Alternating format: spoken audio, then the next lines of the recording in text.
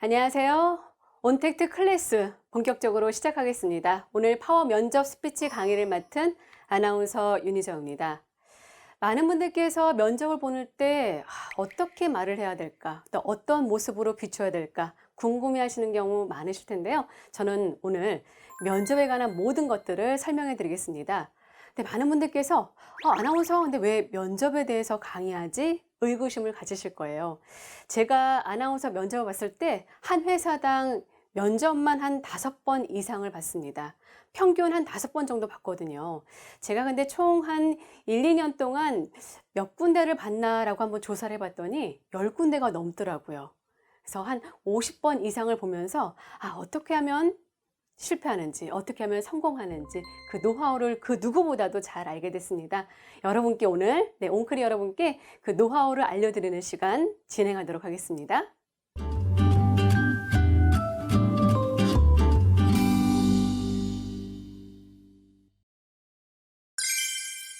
자, 이제 본격적으로 면접에 대해서 알아보도록 하겠습니다. 면접. 네. 면접이 뭘까요? 제가 국어사전에서 면접을 찾아봤더니요. 서로 대면에서 만나본, 그리고 두 번째 뜻은요. 직접 만나서 인품이나 언행 따위를 평가하는 시험을 우리가 바로 면접이라고 합니다. 서류를 다 제출했는데 왜 굳이 면접을 왜 볼까요? 바로 앞서서 정의해 봤듯이 그 사람의 정말 인품이나 언행을 확인하기 위해서죠. 자, 그럼 이런 면접. 우선 면접에 앞서서 가장 중요한 2가지 기본 상식을 말씀드리겠습니다. 면접은 대화예요, 대화. 일방적으로 내가 답변하는 그런 것이 아니라 서로 주거니 받거니. 근데 단 역할은 정해져 있죠. 면접관이 주로 질문을 하고 또 여러분께서는 답변을 한다라고 보시면 돼요. 역할은 정해져 있지만 내가 반대로 질문을 할 수도 있어요.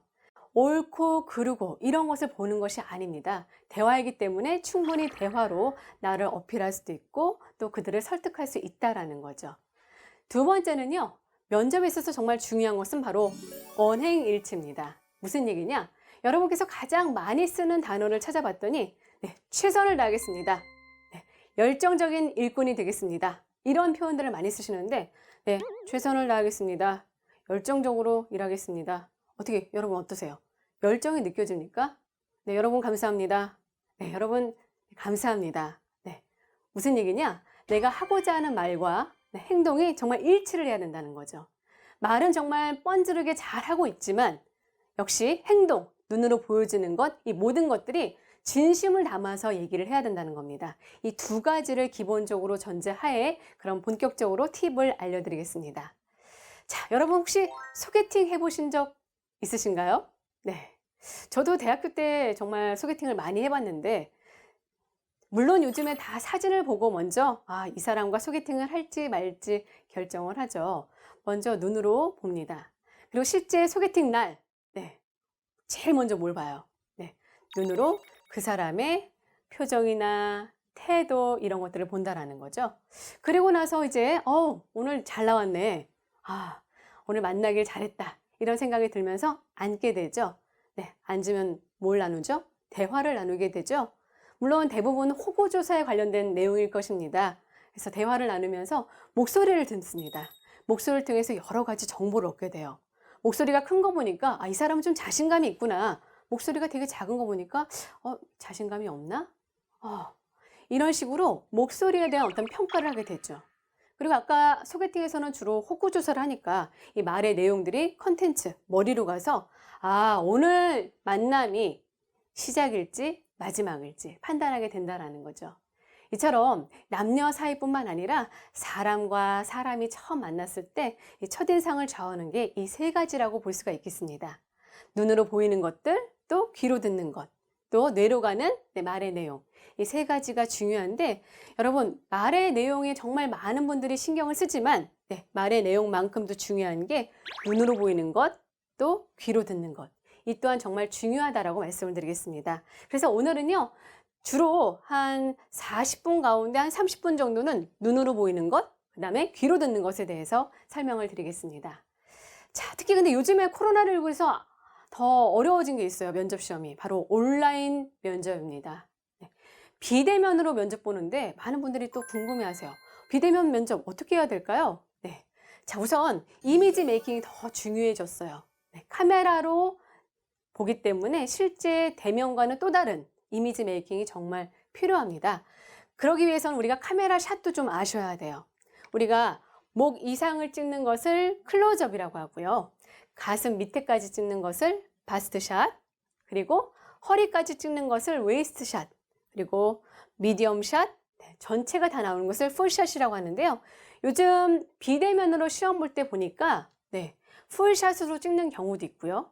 본인이 1분 소개서를 제출하라 라고 하는 경우에는 보통 웨이스트나 바스트샷으로 찍으시면 되겠습니다. 이해되셨죠? 그래서 웨이스트나 바스트샷으로 1분 자기소개 영상을 찍어서 제출하는 경우도 있고 실제 면접 볼 때는 풀샷인데 앉아서 보는 경우가 많습니다. 물론 때에 따라서 서서 보는 경우도 있고요. 그래서 전체적으로 어떠한 샷인지 이제는 알고 계셔야 돼요. 자, 근데 카메라를 보는 요령도 필요해요. 카메라 보면은요, 물론 이제 집에서 핸드폰으로 볼 때는 크게 문제가 안 되는데 때에 따라서는 우리가 비대면 면접 장으로 가서 보는 경우가 있습니다. 그럴 때는 실질적으로 우리가 보는 핸드폰 카메라보다 훨씬 큰 카메라를 보게 되는데요. 그때 많은 분들이 불빛이 위에 들어오는 거 보고 불빛을 보는 경우가 있어요. 그럼 어떻게 될까요? 면접 볼 때 턱을 들게 돼요. 안녕하세요. 반갑습니다. 중요한 거는 이제 비대면은 면접관들은 그 장소에 없고 카메라를 통해서만 그 사람을 본다라는 거죠. 그래서 카메라를 제대로 보는 것도 중요한데 자, 그러면 어디를 보는 게 제일 좋을까요? 카메라의 위, 카메라의 중간, 카메라의 아래. 어딜까요? 가장 본인을 잘 나타내기 위해서는 카메라의 아래를 보시면 좋습니다. 카메라의 아래를 보시면 훨씬 더 본인의 얼굴이 잘 나가기 때문에 맨 위에 있는 카메라 위에 있는 불빛을 보면 안 되고요. 어딜 보라고요? 카메라 아래쪽을 보시는 게 훨씬 더 내 모습이 제대로 나갈 수 있다는 것을 기억하시기 바라겠습니다. 때에 따라서 또 집에서 이제 면접 보는 경우가 있는데 자, 카메라 샷도 좀 알게 됐어요. 그래서 바스트 샷으로 잡고 근데 좀 얼굴이 칙칙하게 나오는 것 같아요. 이럴 때는 좀 조명을 쓰는 것도 효과적이에요. 조명은 근데 찍을 때 중요한 것은 인물이 아니라 약간 벽 쪽으로 하셔야지 인물이 훨씬 더 삽니다. 그리고요, 실내 조명이 어두울 경우에는 반드시 좀 조명을 쓰는 게 좋고요. 그래서 특히 만약에 햇빛이 많은 곳에서 찍는다, 그럼 훨씬 더 이쁘게 나오지만 실내에서 면접을 봐야 된다, 그리고 실내에서 찍을 것이다 할 경우에는 면접 조명을 한번 꼭 구입하시길 권하고요. 인물보다는 벽 쪽으로 하는 게 더 효과적이다라고 말씀을 드리겠습니다. 자, 여기 이제 음향도 신경 써야 돼요. 저도 이제 이렇게 보면 온택트로 여러분을 지금 만나고 있지만 실질적으로 뭐 줌 강의나 이런 강의를 해보면서 느꼈던 것들은 가장 문제가 음향이었습니다. 음향.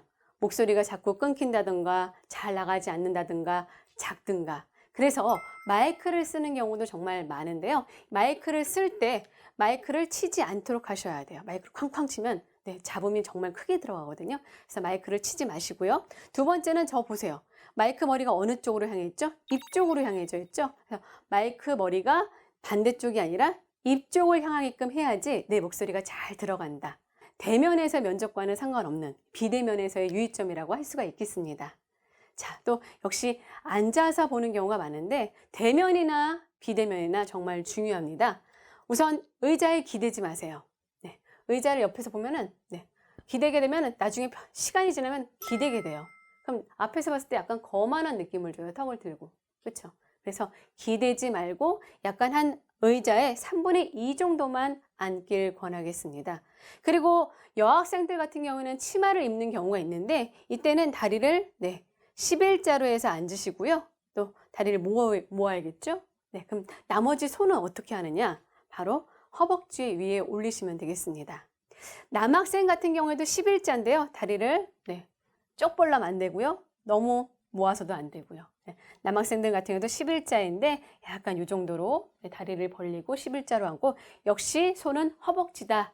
허벅지 위에 올리는 것이다. 기억하시면 되겠습니다. 아시겠죠? 네.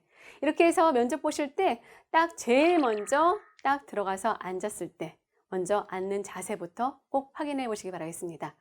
크게 3분의 2만 앉는다. 3분의 2만 앉아서 허리를 고추 세우고 다리는 11자로 한다. 그리고 손은 허벅지에 올린다. 이 세 가지를 꼭 기억하시기 바라겠습니다. 자, 의상도 정말 중요해요. 특히 비대면 같은 경우에는 많은 분들이 위에만 좀 신경 쓰면 되는 거 아니야? 신발은 별로 중요하지 않지 않아? 라고 생각하는데 가끔 앉아서 풀샷으로 찍을 경우에는 어떠한 양말을 신었는지 어떠한 신발을 신었는지까지 다 나오니까 꼭 대면과 마찬가지로 위에서부터 아래까지 다 신경을 쓰시기 바라겠습니다. 근데 비대면이든 대면이든 의상 많은 분들이 고민하시는데 사실 단정하고 깔끔한 게 되게 중요해요. 그리고 무엇보다도 잘 다려진 옷들. 여기에 여학생들 같은 경우는 액세서리를 하는 경우가 있는데 딱 하나만 하세요. 만약 하나만 한다면 사람을 똑같은 사람이 조금 더 이쁘게 보이게 하는 바로 귀걸이를 하시길 바라겠습니다. 귀걸이는 한 1.2배 더 예뻐진다고 하고요. 귀걸이를 했을 때 시선이 얼굴 쪽으로 가기 때문에 효과적이라고 합니다. 그래서 귀걸이를 권해드리는데 목걸이를 하면은 어떻게 돼요? 시선이 목 쪽으로 가요. 가슴 쪽을 보게 되는 거죠. 그래서 최대한 귀걸이 하나를 추천해 드리는데 귀걸이는 너무 딸랑거리거나 너무 화려하지 않은 부착형 귀걸이, 진주 귀걸이, 반짝이는 거 하나 이런 것들을 좀 권해드릴게요. 자, 그렇게 해서 이제 모든 의상 이런 것들도 다 준비를 했습니다. 그래서 딱 앉았어요. 잘 앉아가지고 그다음부터 뭘 해야 되는 거죠? 대화예요. 근데 면접관이 나랑 같이 앞으로 일할 선배입니다. 그리고 우리 아버지의 친구가 될 수도 있고요.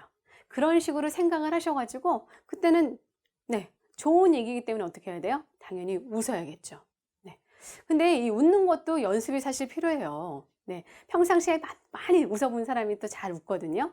근데 가끔 사람들이 늘 화난 사람 같다고 말해요. 이런 얘기를 듣는 친구들도 있을 거예요. 이럴 경우에는요. 웃는 걸 연습을 해야 되는데 그 어떻게 연습을 해야 되는지 말씀드리겠습니다. 우선은 웃을 때 정말 중요한 게요. 눈과 입이 웃어요. 어떤 분들 입은 다 고정해 있고 이거는 썩소죠. 우리가 흔히들 얘기하는 썩소입니다. 진짜 웃어야 돼요. 진심으로 웃을 때는 눈이 약간 초승달이 눈이 되고요. 또 볼살이 이렇게 올라가요. 저도 제가 아나운서 하면서 카메라를 볼 때 제가 좋아하는 연예인 누구를 연상을 했어요. 저 같은 경우는 이제 공유 씨를 되게 좋아했는데 공유다 라고 생각하면 웃음이 절로 나겠죠. BTS다 웃음이 나오겠죠. 이런 식으로 카메라든 사람이든 연상 작업을 연상을 계속 해가지고 웃는 게 되게 중요하고요. 그때 눈과 입이 다 웃어야 된다. 이때 중요한 거는요, 이 좌우의 균형이 또 되게 중요해요. 예전에 제가 어떤 그 취업 준비생을 가르친 경험이 있는데 잘 웃긴 한데 희한하게 한쪽 근육만 더 발달된 거예요. 그럴 때 어떻게 되느냐? 비웃는 게 되는 거죠. 그래서 스튜어디스들 같은 경우에는 웃는 연습을 어떻게 하느냐. 젓가락을 물고 잠자거나 밥 먹을 때 빼고 입꼬리를 올리는 연습을 했다고 합니다. 이처럼 웃는 것도 연습이 필요하니까요. 집에서 아무도 없을 때는 젓가락을 물어서 입꼬리를 올리는 연습도 한번 해보고 두 번째는 카메라나 아니면 거울을 보면서 연상 작업. 이 사람은 정말 좋은 사람이다. 그리고 앞으로 같이 일할 사람이다. 내가 정말 존경하는 분이다.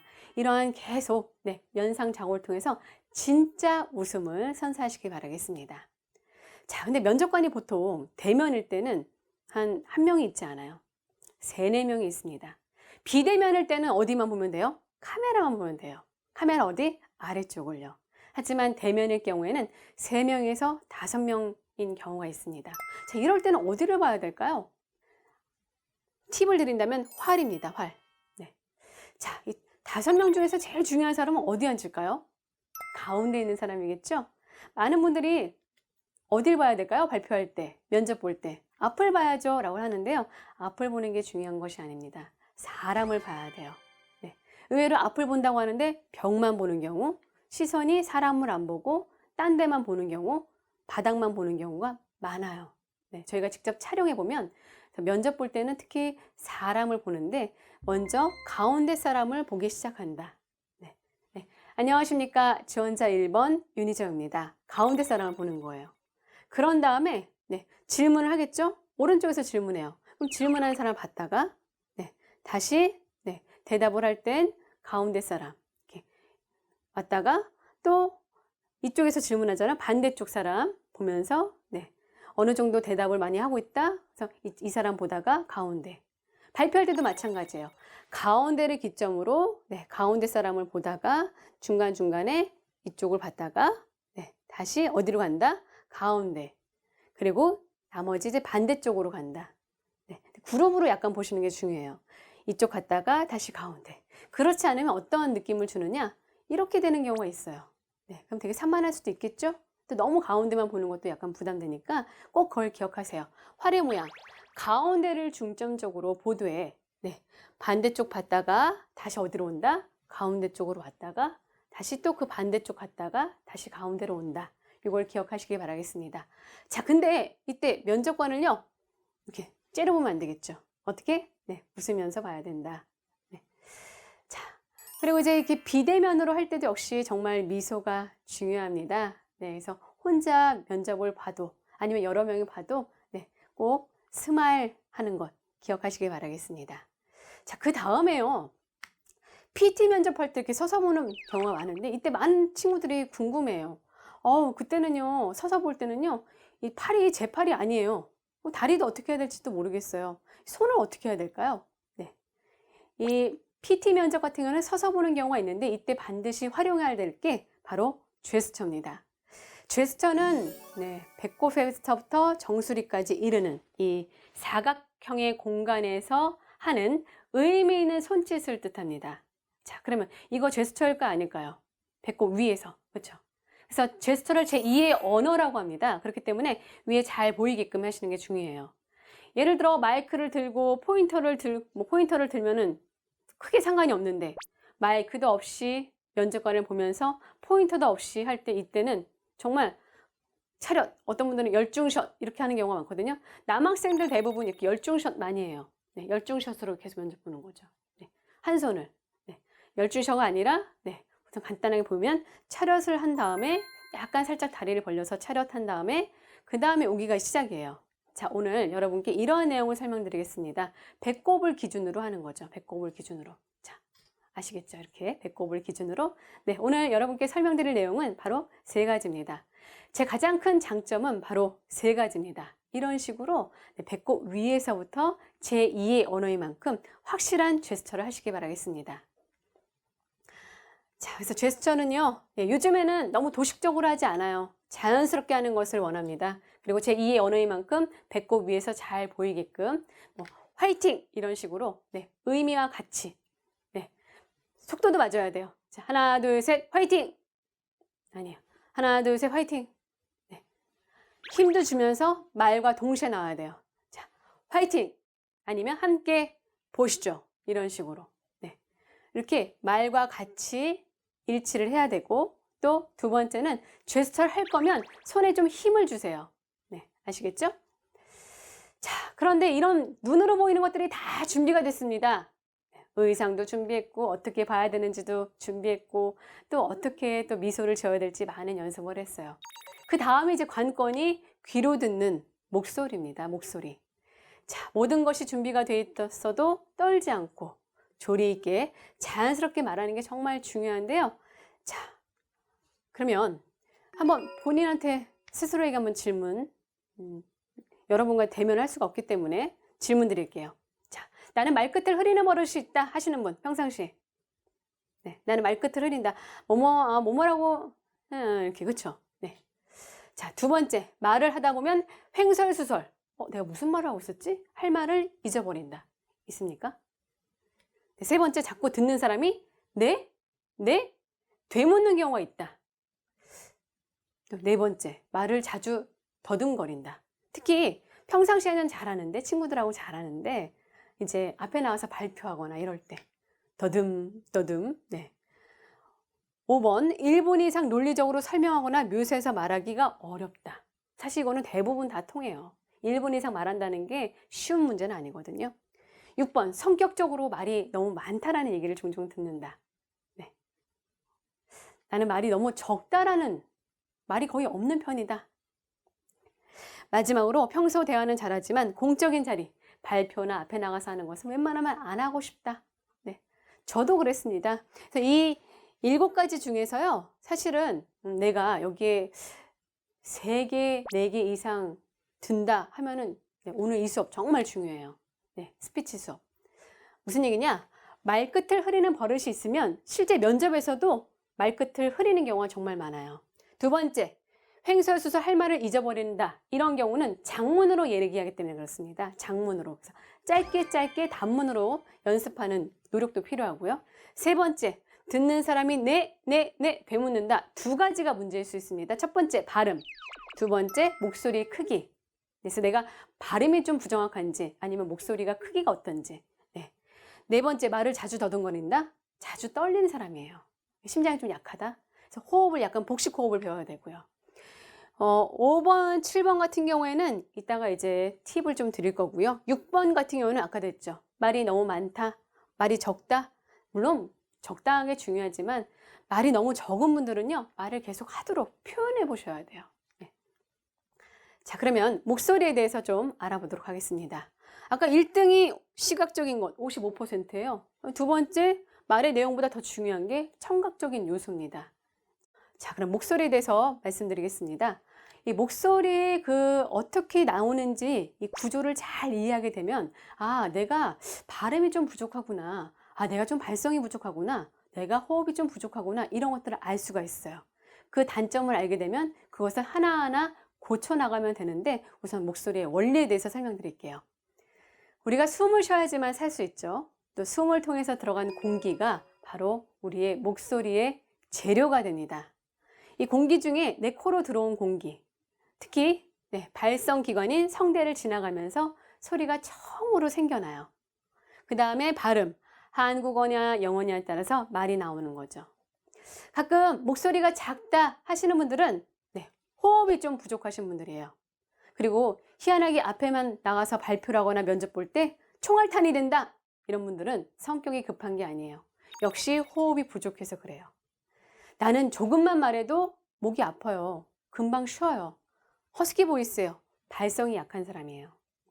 그리고 발음, 이렇게 나눠지는데, 호흡은 가장 우리가 기본이라고 할 수가 있겠습니다. 숨을 쉬어야지만 살 수 있듯이 숨을 쉬어야지만 그 숨을 통해서 들어온 공기가 목소리의 재료가 되니까요.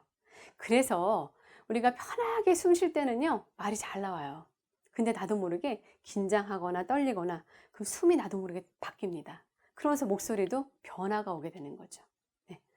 자, 호흡에는 크게 3가지가 있습니다. 배가 오르락 내리락 하면 복식호흡, 그 다음에 가슴이 오르락 내리락 흉식호흡, 그 다음에 마지막으로 쇄골호흡, 3가지가 있는데요. 복식호흡 언제 하세요? 뭐 노래를 부를 때? 네, 맞아요. 요가를 할 때, 명상을 할 때, 또 언제 할까요? 사람이라면 누구나 다 했었습니다. 언제 했었을까요? 바로 아기 때예요. 아기 때 다 복식호흡 했었어요. 그러다가 자라면서 바로 흉식호흡이 안착이 되는 거죠. 그리고 내가 복식호흡 해야지 라고 작정해야지만 복식호흡이 나옵니다. 자, 그러면 센스 있는 우리 옹클 여러분 맞출 수 있을 거예요. 쇄골호흡은 언제 할까요? 힌트를 드릴게요.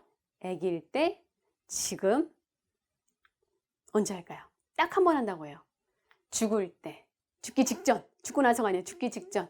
그래서 우리가 죽는다는 것을 어떻게 뭐라고 하죠? 숨 넘어간다라고 표현하죠. 그럼 숨이 위에 있는 게 좋을까요? 아래에 있는 게 좋을까요? 아래에 있는 게 좋죠. 그래서 많은 사람들이 단전호흡이나 명상이나 요가, 운동을 통해서 복식호흡을 하고자 하는 이유는 건강을 위해서라고 할 수가 있겠습니다. 근데 가수들은 왜 복식호흡을 할까요? 2가지의 이유가 있는데요.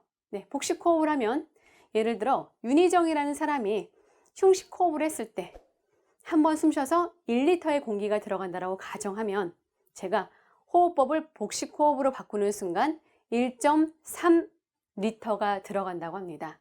그러니까 30%의 공기량이 더 많이 들어가는 거죠. 그 얘기는 뭐냐? 재료가 많아지니까 목소리를 크게 낼 수도 있고 똑같은 힘으로 목소리를 길게 낼 수도 있고요. 그래서 아까 말이 빨라지는 분들은 나도 모르게 호흡이 올라가면서 탁탁탁 하면서 우리 달리기 하면 어때요?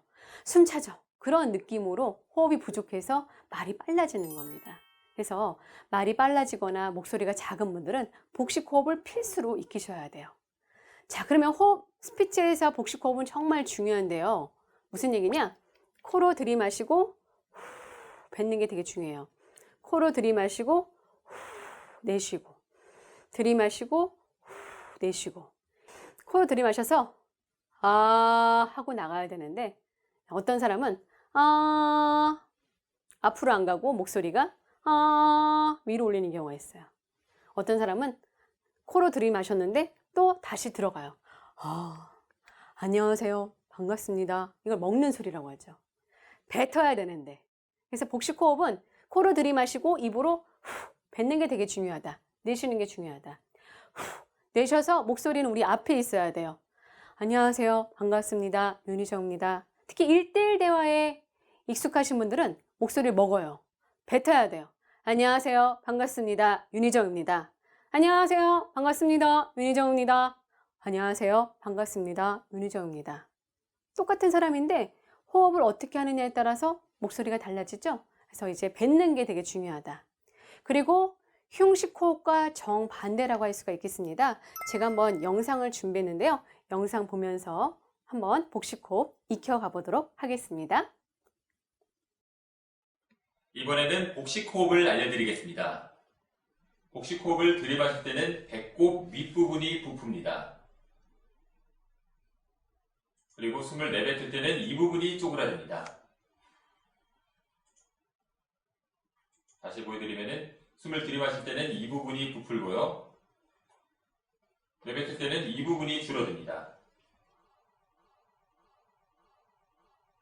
복식 호흡을 하실 때는 들이마실 때는 코로 빠르게, 내뱉을 때는 입으로 천천히.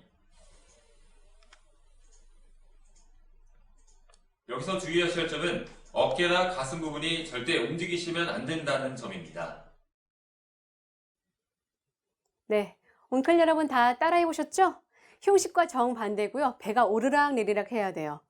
밥 많이 먹으면 배 나오죠. 공기 많이 먹으면 배가 나왔다가 후, 뱉을 때 배가 들어가고. 네. 근데 들이마실 때는 먹을 때는 빠르게, 뱉을 때는 후, 천천히.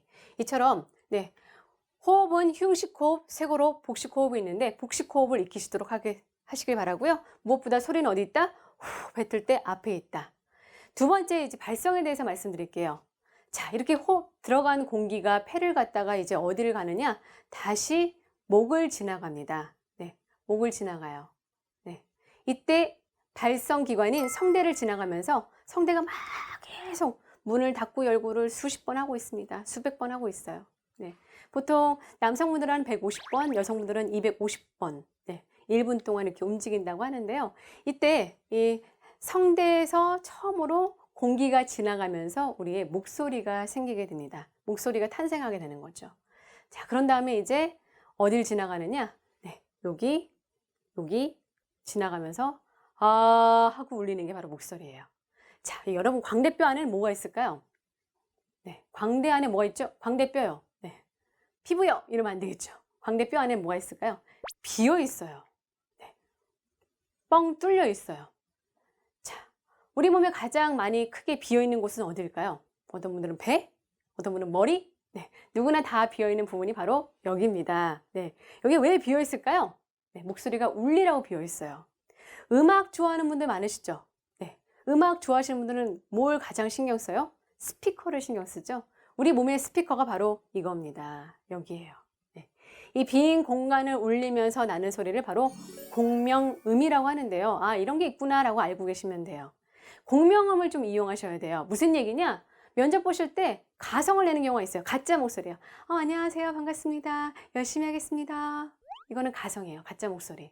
어머, 너무 이쁘다. 이런 거. 하지만 진짜 목소리는 네, 열심히 하겠습니다. 반갑다. 아, 진짜? 우리가 엄마랑 아니면 친한 친구랑 나올 때가 진짜 목소리, 진성이고요. 두 번째는 여기가 좀 울리는 게 더 중요해요. 진짜 목소리를 내면 네, 공명음이 나옵니다. 자, 세 번째, 아까 가수들 같은 경우에는 네, 소리를 좀 더 길게 낼 수 있고 크게 낼 수 있어서 복식 호흡을 한다고 하는데 저 같은 아나운서들은 왜 복식 호흡을 할까요? 마이크도 있고 그런데. 네. 제가 한번 예전에는 뉴스를 한 10년 정도 했어요. 한 15년 정도 했나? 뉴스를 했을 때 네, 안녕하십니까. 첫 번째 소식입니다. 오늘 이러한 사건이 벌어졌습니다. 복식 호흡을 했고요. 지금은 닥터큐라는 프로그램을 하고 있는데요. 네, 여러분 안녕하세요. 반갑습니다. 오늘 건강 정보에 대해서 말씀드리겠습니다. 흉식 호흡으로 얘기를 해요. 네, 복식 호흡과 흉식 호흡으로 말했을 때 느낌이 달라지죠? 그래서 우리가 실제 한번 조사를 해봤더니 사람의 신뢰도는 눈빛, 표정, 자세, 태도 이 중에서 가장 신뢰도에 영향을 미치는 게 바로 목소리인데 그 중에서 목소리는 공명음을 활용한 이러한 목소리다. 바로 아까 약간 제가 복식 호흡을 했을 때 약간 좀 굵은 목소리가 났죠.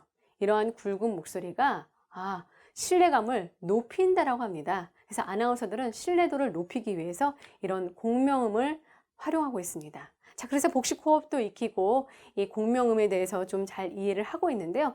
여러분도 면접에 있어서 가장 중요한 게 뭐예요? 신뢰감을 높여야겠죠. 그래서 좀 잘 알고 계시면 좋습니다.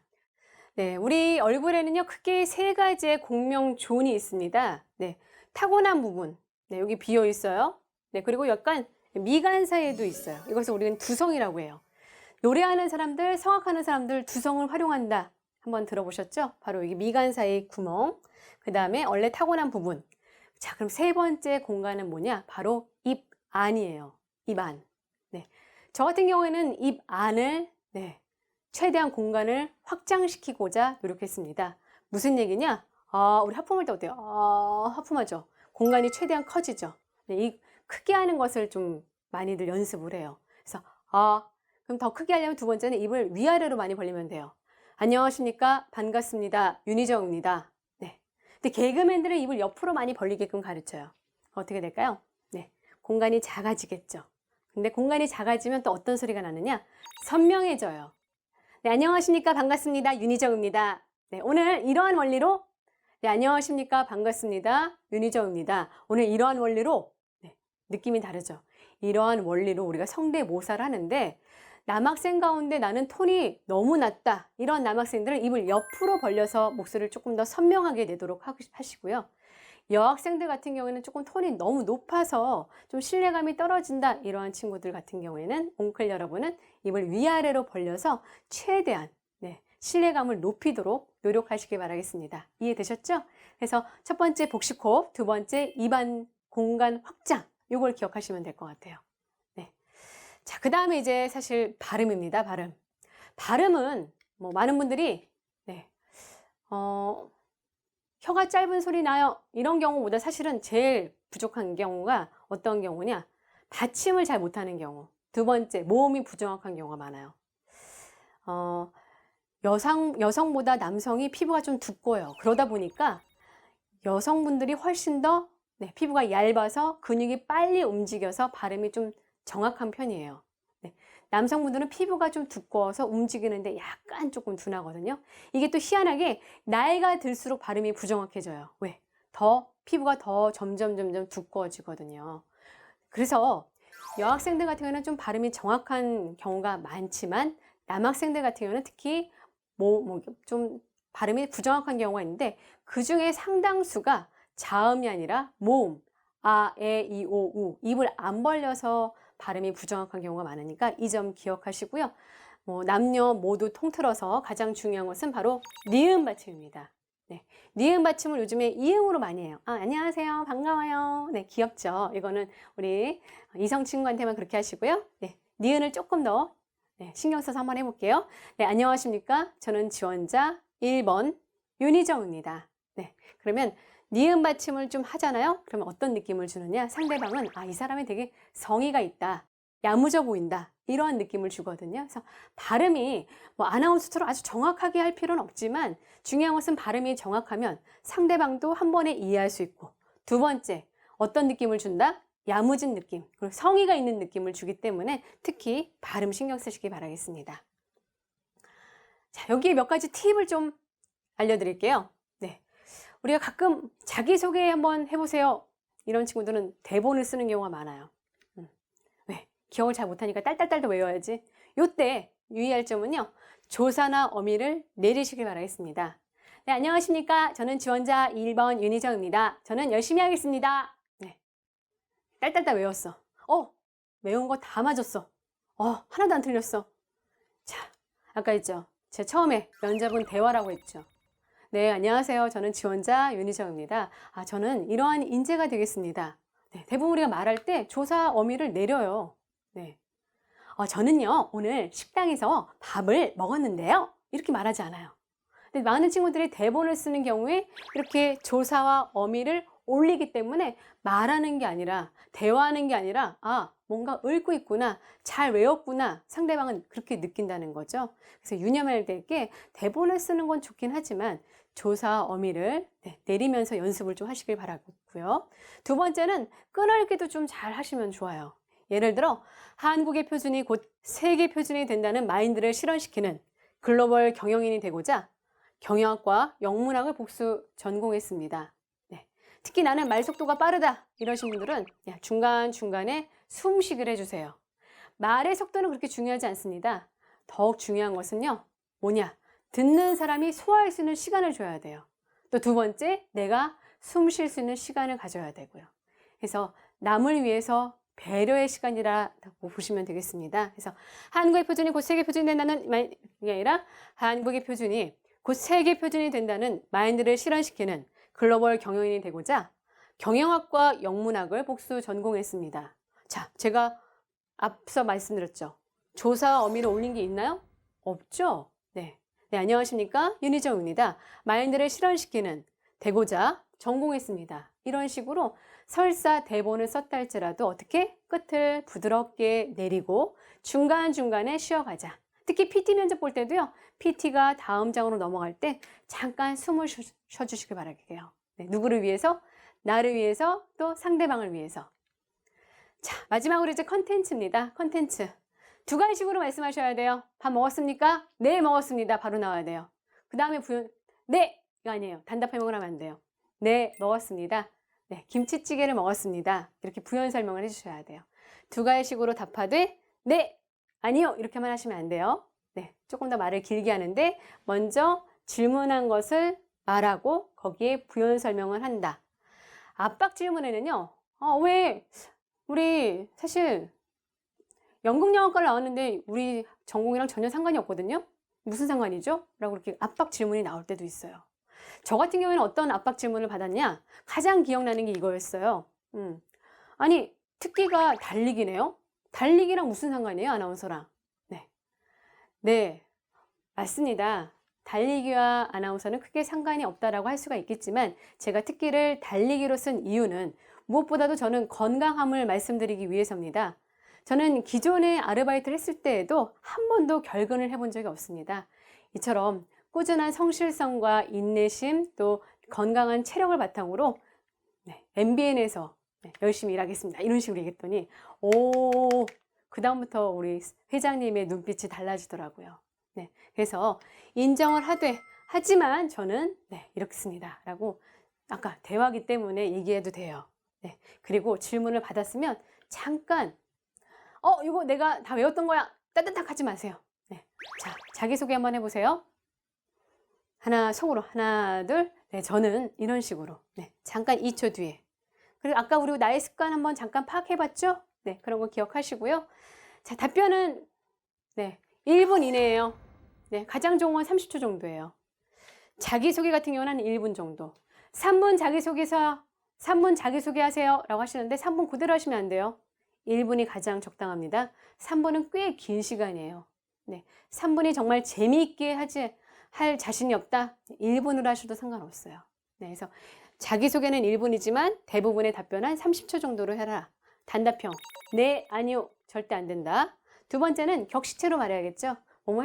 저는요, 이걸 했는데요. 그래서요. 이 대요보다는 그렇습니다. 했습니다. 라고 격식체로 최대한 많이 쓰시도록 합니다. 자, 물론 해요, 이런데요 해도 돼요. 하지만 이런데요 보다는 입니다가 훨씬 더 많아야 돼요. 네. 세 번째는 자, 자기소개 하세요. 저는 어느 동에서 태어났고요. 네. 엄격한 아버지와 네, 아주 그냥 가정적인 우리 어머니 뭘 했고요. 그 다음에 어디서 뭘 했고요. 이렇게 열거식으로 하잖아요. 재미가 없어요. 네. 그래서 절대 열거식 뭐뭐 하고 이렇게 얘기하지 마세요. 한 가지 주제로만 얘기하세요. 자, 본인의 장점은 뭡니까? 저는 성실하고요. 책임감도 있고요. 이게 아니라요. 저는 제 가장 큰 장점은 성실합니다. 이런 식으로 성실한 것에 대한 부연 설명을 하는 거죠. 네. 그리고 우리가 지원자들이 가장 많이 하는 표현 중에 하나가 다양한 경험과 이런 여러 가지 능력을 바탕으로 별로 삐 절대 쓰지 마시기 바라겠습니다. 다양함보다는 아예 구체적인 어떤 하나의 이야기, 에피소드, 스토리를 하시는 게 좀 중요합니다. 자, 그래서 그 중에서 좀 논리력을 높이는 하나 팁을 드릴게요. 바로 PRP, PEP 기법인데요. P, 아까 두 가지식으로 포인트를 먼저 얘기하는 거예요. 네, 지원자의 가장 큰 장점은 뭡니까? 네, 제 가장 큰 장점은 성실성입니다. 이때는 R, 이유보다는 example, 스토리가 훨씬 더 어울리겠죠? 네, 저는 1년 반 동안 주말에 베이커리 아르바이트를 했습니다. 매주 주말 아침 6시에 출근해야 되는데 한 번도 결근한 적이 없고 또 한 번도 지각을 해본 적이 없습니다. 다시 P, 이 같은 성실성으로 땡땡 회사의 중요한 인재가 되겠다. 이 같은 성실성으로 뭐뭐 하겠다. 이렇게 표현하시면 돼요. 그래서 PRP 또는 PEP. 네. 자, 이런 식으로 왜 지원했죠? 네, 저는 전공 뭐죠? 영문학을 전공했습니다. 왜냐하면 이런 식으로. 네, 이렇게 해서 PRP, PEP 이 기법으로 하시면 훨씬 더 좀 논리적으로 설명할 수가 있습니다. 그렇기 때문에 이 PRP, PEP 이걸 프랩이라고 하는데 이걸 한번 잘 활용해 보시기 바라겠습니다. 자, 마지막으로 이제 모든 팁을 말씀드렸는데 어떻게 연습하느냐, 연습 방법에 대해서 설명드리겠습니다.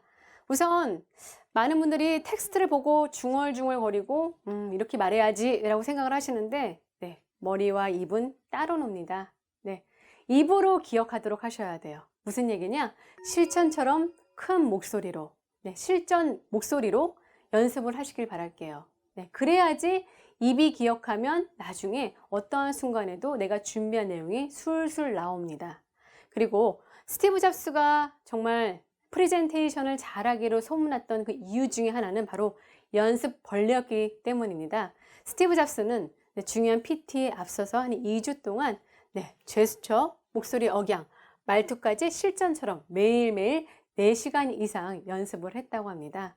네, 이처럼 여러분도 실전처럼 4시간까지는 바라지 않습니다. 하루에 10분, 최소 10분 아니면 30분 시간을 정해놓고서 연습을 해보시길 바라겠습니다. 네, 늘 어떻게 해요? 네, 중얼중얼 절대 거리시면 안 돼요. 실전처럼 소리를 계속 내가지고 연습을 하시길 바라겠습니다. 네, 그래서 꼭 좋은 결과 있기를 바라겠습니다. 고맙습니다.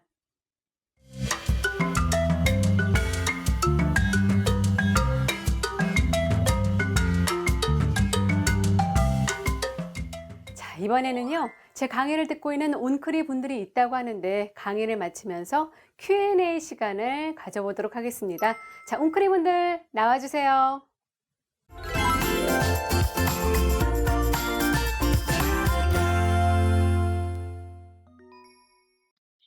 혹시 일상생활에서 스피치 및 화술 훈련을 높이는 방법이 있을까요? 네, 있습니다. 네, 일상생활에서요, 크게 3가지 방법을 말씀드릴게요. 자, 오늘 첫 번째 시간에 배웠던 게 바로 목소리에서 복식 호흡을 말씀드렸죠? 복식 호흡 배우는 방법에 대해서 영상과 함께 보여드렸는데요. 틈틈이, 네, 계속 복식 호흡을 하셔도 도움이 돼요. 뭐 버스를 타고 가거나 앉아있을 때 아니면 스트레스를 받거나 힘들 때 이럴 때에도 한번 복식 호흡을 해보시고요. 그러다가 두 번째는 복식 호흡이 이제 잘 된다, 체화가 됐다는 걸 느끼면 그 다음에는 친구들하고 얘기할 때 발표를 할 때 한번 활용을 해 보시기 바라겠습니다. 그러면 복식 호흡이 한 3개월에서 6개월 이후에는 완전히 체득화될 수가 있어요. 두 번째 방법은요, 특히 발음이 좀 부정확하다 하시는 분들께서는 버스를 타고 가거나 지하철을 갈 때 광고 문구 같은 것들도 많고 간판도 있죠. 한번 큰 목소리가 아니지만 중얼중얼해서 발음을 한번 내보시기 바라겠습니다. 세 번째는요, 제가 좀 많이 효과를 봤던 방법인데 바로 우리가 텔레비전 볼 때, 물론 요즘에 좀 광고를 좀 많이들 안 보시고 또 유튜브로 볼 때도 광고를 좀 스킵하고 보시는 분들 많으신데, 저는 오히려 광고를 들으면서 따라해 봅니다. 아니면 라디오 같은 경우도요. 라디오 같은 경우에는 대부분, 또 광고 같은 경우에는 감정이 대부분 밝고 친절한 감정을 담아서 얘기를 해요. 그렇기 때문에 나중에 면접을 보거나 발표를 할 때 웃으면서 밝은 감정으로 말해야 되는 그런 걸 좀 더 향상시키기 위해서는 광고를 따라 읽는 것도 가장 큰 효율적인 방법이라고 할 수가 있겠습니다. 네, 이렇게 여러분과 Q&A까지 함께 해봤습니다. 오늘 제가 여러분께 다양한 면접 팁을 알려드렸는데요. 무엇보다도 가장 중요한 것은요, 연습이에요, 연습. 스티브 잡스 아까 말씀드렸죠? 매일매일 꾸준히 연습하는 것. 입으로 기억하시기 바라겠습니다. 스피치와 자전거 타기는 같아요. 우리가 머리로는 자전거 타는 거, 할 수 있겠죠. 하지만 입으로 잘 안 나오고 또 몸으로 안 나오죠? 똑같습니다. 그래서 운동처럼 매일매일 연습을 통해서 면접에 꼭 반드시 성공하시길 바라겠습니다. 여러분, 감사합니다. 여러분은 퍼스널 컬러가 왜 중요하다고 생각하시나요? 퍼스널 컬러는 똑똑하게 나를 아는 법과 현명한 소비를 도와주는 것인데요. 얼굴의 변화나 피부색을 이제 보는 건데요. 우리 손에 테스팅을 많이 해보시죠. 얼굴 전체적인 빛과 안색을 보시는 게 가장 중요합니다. 자신의 첫인상을 바꿀 수 있는 가장 쉽고 빠른 컬러 성형의 개념입니다.